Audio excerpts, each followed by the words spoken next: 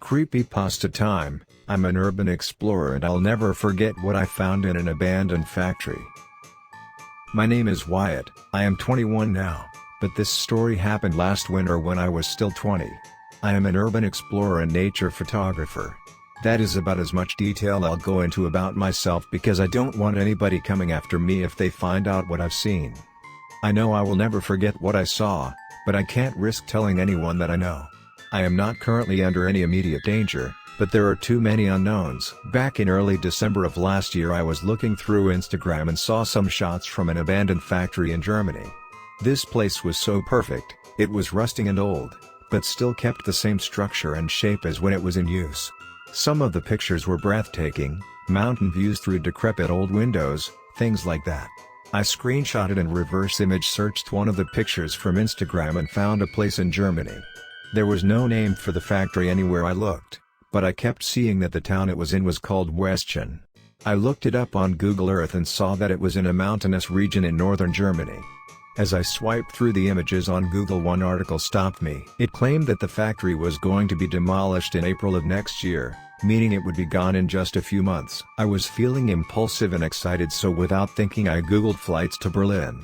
Looking back, I wish my phone would have died at that very moment. Anything to stop me from looking at flights. I would do anything to go back and make me close that tab. However, I found one flight leaving from my airport that Wednesday.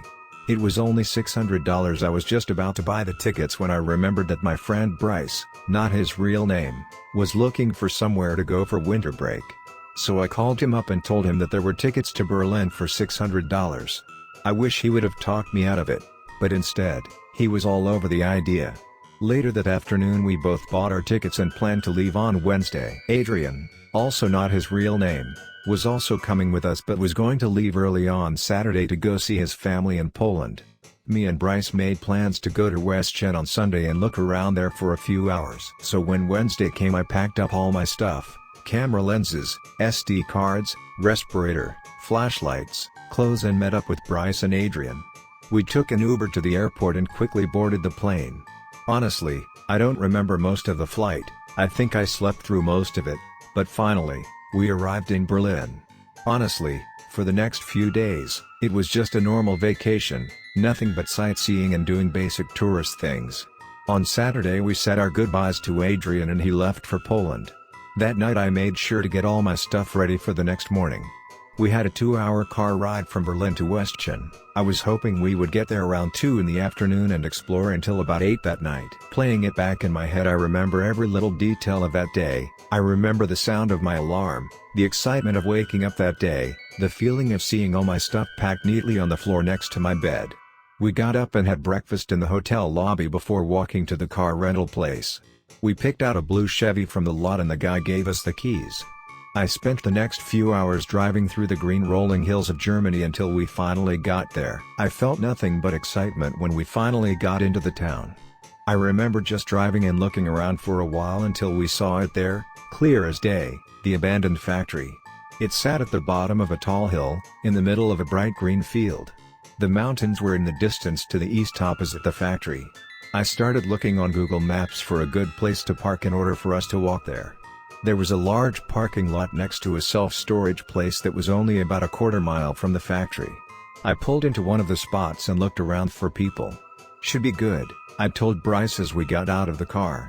I grabbed my camera bag, my flashlight, and my respirator out of the back seat and put it all on. For those of you who don't know, a lot of old buildings were built with toxic materials like asbestos, so it's just safer to not even risk it and wear the respirator. We began walking down this old cracked asphalt road that has grass and flowers growing through it. It led straight to the factory, which I remember finally having a good view of. It was brown and rusted, but still beautiful and majestic. It had plants growing in it like it had been retaken by nature after the people left it. After a little walking, we reached a tall chain-link fence that was locked, but there was no barbed wire on top, so I considered just jumping it, but instead, I decided to look for an easier way. After walking next to the fence I saw part of it had been knocked from the metal frame by somebody else. We pushed the metal out of the way and just crawled through it onto the other side. Now we just had to get into the factory. It was already clear to me that the main entrance wasn't an option, it probably had motion sensors anyway. I was looking around when I spotted it, a broken window. It was only about 10 feet off the ground, so I asked Bryce to help me up. He hoisted me up and I grabbed onto the windowsill. I pulled myself up and through the window frame, pushing aside the broken glass as I did so. I pulled Bryce up through the window and we both jumped down on the ground inside the factory. Now when I say this thing was massive, I mean massive, like probably the biggest single room I have ever seen. It had so many levels and catwalks and bridges, this place was a gold mine. I immediately got out my camera and put on my 16-35 lens and my best flash. I also put in a new SD card just in case. We walked around the ground floor a bit, mostly just looking up at the ceiling. I took one picture of all the catwalks and bridges, leading up to a crack in the ceiling letting sunlight through. We went up one of the staircases onto the second level. There were a ton of generators and turbines all over the place, with a thick layer of dust and rubble covering them. I took some pictures on this floor, but we quickly moved up to the next floor. It was more of the same stuff but still beautiful. I walked to the edge of the floor and looked over the small balcony-like platform we were on. I immediately felt dizzy looking all the way down to the ground level. I'm used to that kind of stuff, I just didn't realize how high up we were. We climbed up the stairs to the next floor when Bryce told me to look at the mountains out the window. That was the shot from Instagram that I wanted. I adjusted my settings and snapped the shot.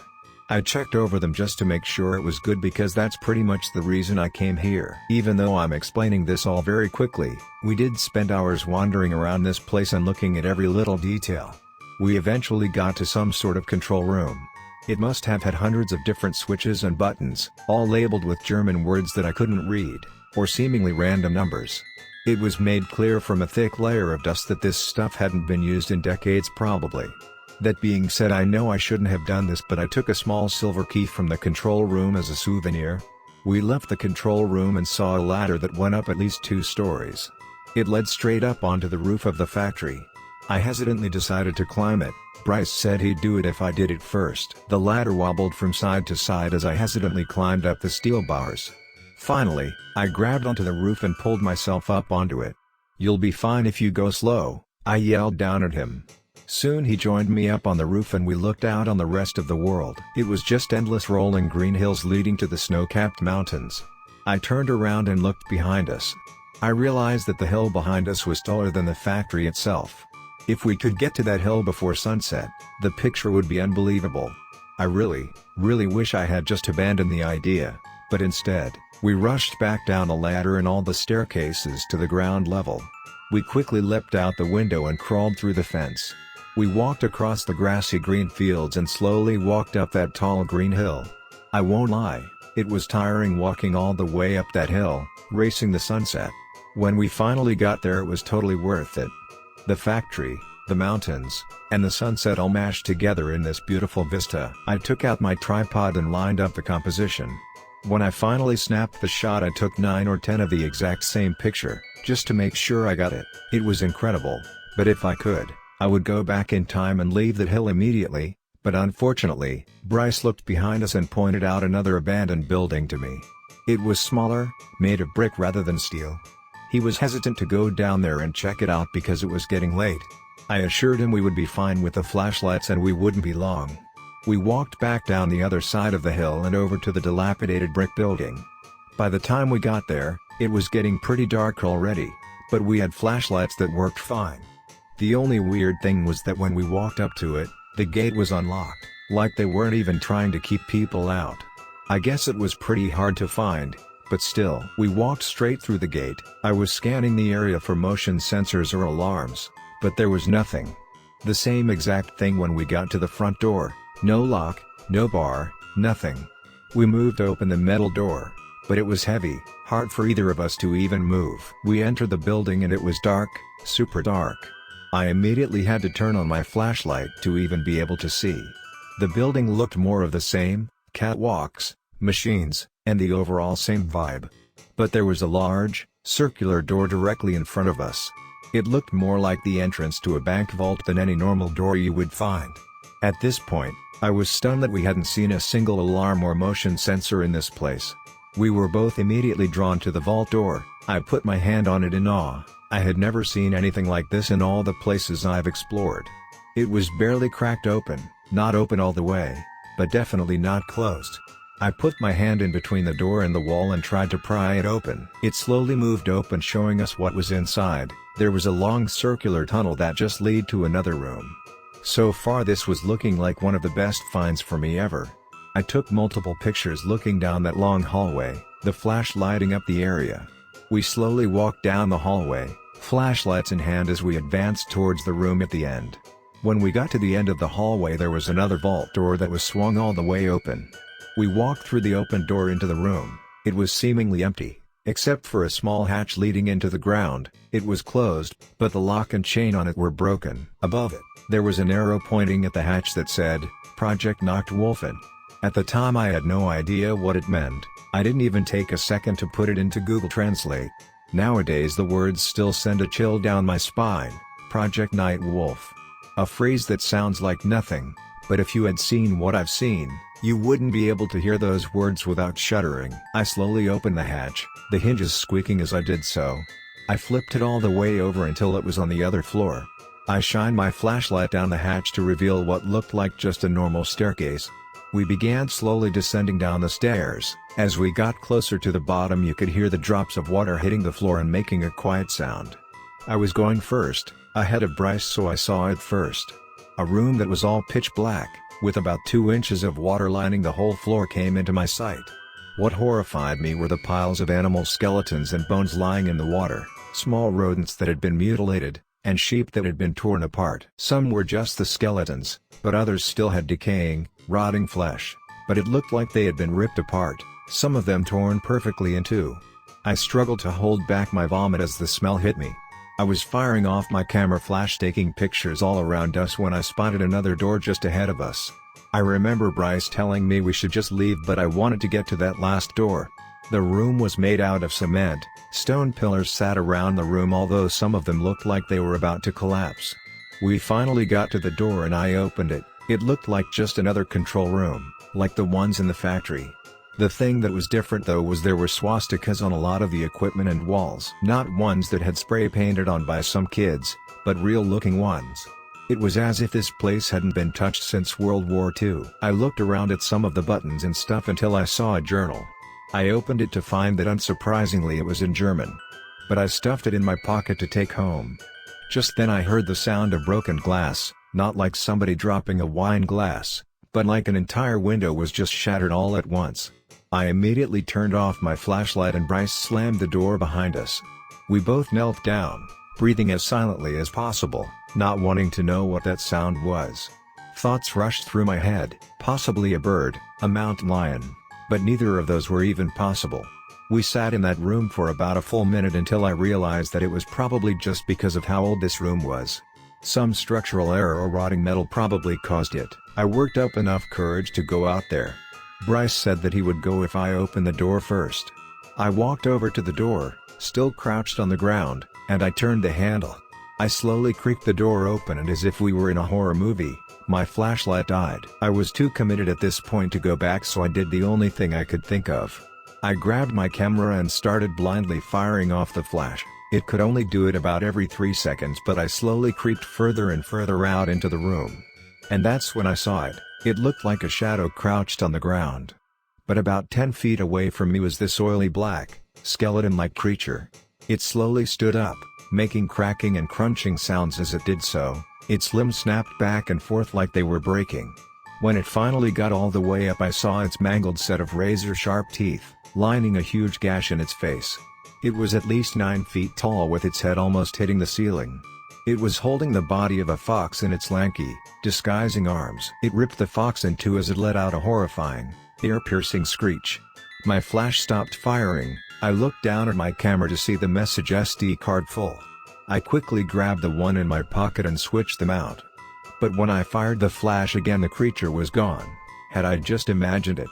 I felt paralyzed when suddenly it grabbed me by the neck. Its hand felt wet and sharp as it pulled me towards it. Bryce immediately ran for the door, and I don't blame him for it. I was panicked. No rational thoughts ran through my brain except one: survive. As I was brought closer to its face, I grabbed the pocket knife from my right pocket and plunged it deep into the neck of the creature. It dropped me and let out a horrifying scream. My camera smashed on the floor and I felt Bryce grab my arm to pull me up. We bolted for the door and slammed it behind us. We could still hear it screaming and screeching as we ran up the stairs. When we got up the stairs and above the hatch in the floor, I tied the chain around the lock, hoping to give us more time. After that, we just sprinted back to our car. It was pitch black by that point, so when we got in the car we sped off and didn't look back for a second. It was a very silent car ride back to the airport. We got on an earlier flight back home and left that night. We didn't talk about what happened until we got back home. I didn't leave my room for the rest of that winter break. If it weren't for the journal and the pictures, I would have thought that I dreamt it. But no, the pictures show the disgusting creature exactly how I remember it. I'm actually glad I switched out SD cards or I would have no pictures of it. I won't post any of them here, mainly because I don't want people finding this place and making the same mistake I did. But I will post a section from the journal that I was able to translate. Most of the journal is illegible, but I could make out this small section. Our tests have not been getting better. It has become even more violent, no longer eating the rabbits, but just tearing them apart. Nobody here wants to get into the cage with it anymore because of the fact that it seems to find joy in destroying the animals. Also the screaming. I will not forget the screaming until the day I die. March 24, 1942.